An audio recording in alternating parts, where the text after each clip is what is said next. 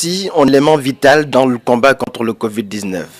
Un respirateur artificiel destiné aux patients en situation critique.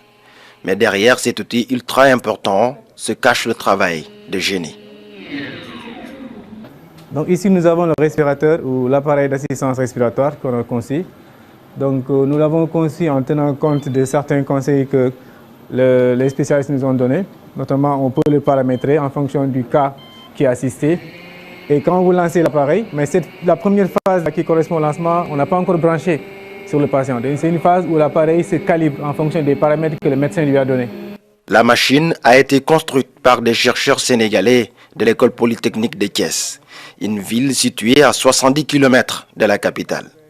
En pleine bataille contre le coronavirus, ces polytechniciens mènent une course contre la montre pour la mise au point de respirateurs à moindre coût. Les respirateurs qui sont dans les hôpitaux coûtent très cher, c'est vrai, mais aussi ont un certain confort dans l'utilisation et certaines caractéristiques d'ordre de longévité et sécurité.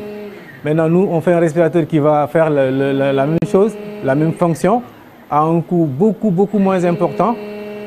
Après, on va essayer d'aller le maximum possible vers ces respirateurs, mais il faut aussi savoir qu'on n'aura pas forcément la même finition. Pour concevoir environ 10 jours, on a fait 10 jours, avec vraiment un travail intensif, quoi. Voilà, on était là tout le temps, les samedis, les dimanches.